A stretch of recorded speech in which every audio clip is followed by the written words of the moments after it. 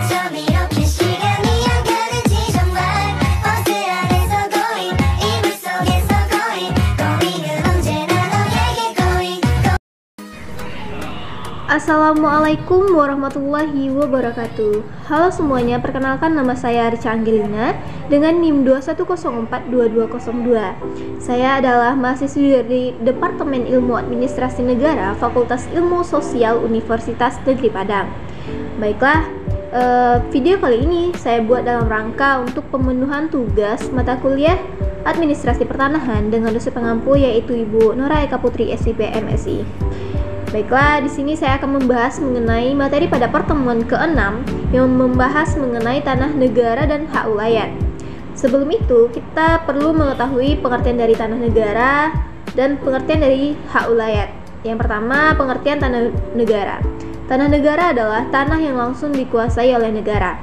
Langsung dikuasai artinya tidak ada pihak lain di atas tanah tersebut. Tanah itu disebut juga tanah negara bebas. Landasan dasar bagi pemerintah dan rakyat Indonesia untuk menyusun politik hukum serta kebijaksanaan di bidang pertanahan telah tertuang dalam pasal 33 ayat 3 Undang-Undang Dasar 1945 yang berbunyi, bumi, air, dan kekayaan alam yang terkandung di dalamnya dikuasai oleh negara dan dipergunakan untuk sebesar-besarnya kemakmuran rakyat. Tanah negara merujuk pada tanah yang dimiliki oleh negara, baik secara langsung maupun tidak langsung, dan diatur oleh undang-undang untuk kepentingan umum.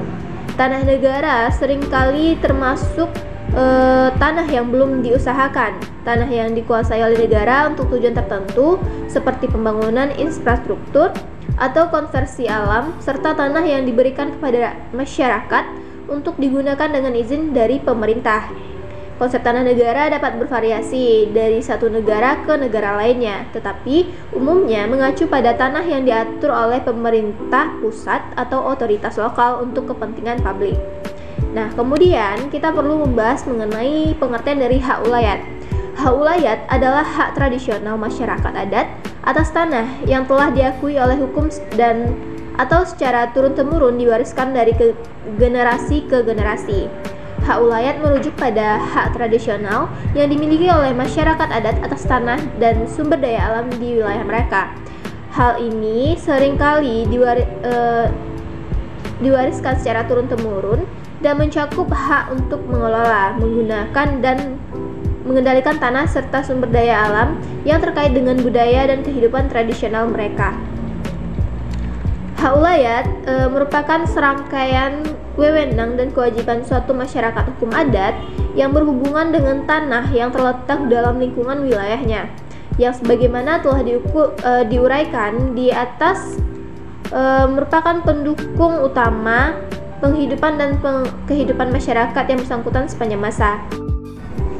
Kedudukan hak ulayat dalam Peraturan Menteri Negara Agraria atau Kepala Badan Pertahanan Nasional Nomor 5 Tahun 1999 ditentukan dalam pasal 1 ayat 1 yaitu hak ulayat dan yang serupa itu dari masyarakat hukum adat. Untuk selanjutnya disebut hak ulayat adalah kewenangan yang menurut hukum adat dipunyai oleh masyarakat hukum adat tertentu atas wilayah tertentu yang merupakan lingkungan hidup para warganya untuk mengambil manfaat dari sumber daya alam termasuk tanah dalam wilayah tersebut bagi kelangsungan hidup dan kehidupannya yang timbul dari hubungan secara lahiran dan batinah turun-temurun dan tidak terputus antara masyarakat hukum adat tersebut dengan wilayah yang bersangkutan. Kemudian kita juga perlu mengetahui tantangan dan kontroversi dalam penanganan tanah negara dan hak ulayat. Nah, yang pertama ada tantangan konflik kepentingan, yaitu terjadinya konflik antara kepentingan negara dalam mengembangkan infrastruktur dan ekonomi dengan hak tradisional masyarakat adat dalam mempertahankan dan memanfaatkan tanah secara tradisional.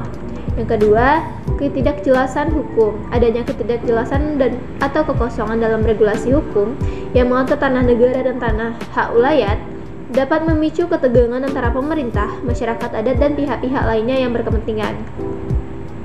Yang ketiga yaitu adanya Ketimpangan kekuasaan. Masyarakat adat seringkali memiliki akses yang terbatas terhadap proses pengambilan keputusan dan penegakan hukum terkait pengelolaan tanah negara, sehingga menyebabkan ketimpangan kekuasaan antara pemerintah dan masyarakat adat. Nah, yang keempat, terjadinya eksploitasi sumber daya alam. Tanah negara dan hak ulayat sering menjadi sasaran eksploitasi oleh pihak-pihak yang ingin memanfaatkan sumber daya alam secara tidak bertanggung jawab yang dapat merugikan baik lingkungan maupun masyarakat adat. Nah, yang kelima yaitu terjadinya kerusuhan sosial, yang dimana ketegangan antara pemerintah dan masyarakat adat dalam penanganan tanah negara dan hak ulayat dapat memicu konflik sosial dan kerusuhan yang berpotensi merugikan stabilitas dan kedamaian sosial di wilayah tersebut. Nah, yang kelima, terjadinya perubahan iklim. Maksudnya, perubahan iklim dapat memperburuk ketidakpastian dan konflik terkait dengan pengelolaan sumber daya alam, termasuk tanah negara dan hak ulayat, karena dapat menyebabkan perubahan pola cuaca dan kerentanan terhadap bencana alam. Nah, yang ketujuh, kurangnya partisipasi dan konsultasi, yang dimana kurangnya partisipasi dan konsultasi kepada masyarakat adat dalam pengambilan keputusan berdampak pada tanah negara dan hak ulayat, yang dapat mengakibatkan penolakan serta ketidakpuasan yang lebih besar. Kemudian dapat saya simpulkan bahwasanya penanganan tanah negara dan hak ulayat merupakan tantangan yang kompleks dan seringkali kontroversial. Perbedaan dalam pemahaman, regulasi hukum yang tidak jelas, dan konflik kepentingan antara pemerintah dan masyarakat adat menjadi faktor utama yang mempengaruhi dinamika hubungan antara kedua entitas tersebut. Namun, kesepakatan dan solusi dapat dicapai melalui pendekatan yang inklusif, dialog terbuka, partisipasi aktif masyarakat adat, pengakuan hak-hak tradisional, serta penegakan hukum yang adil. Melalui kerjasama yang berkelanjutan, penanganan tanah negara dan hak ulayat dapat menjadi landasan bagi pembangunan yang berkelanjutan, perlindungan lingkungan, dan kesejahteraan masyarakat secara menyeluruh. Baiklah, sekian penjelasan dari saya mengenai materi pada pertemuan ke-6. Apabila ada salah, saya mohon maaf. Saya akhiri dengan wassalamualaikum warahmatullahi wabarakatuh.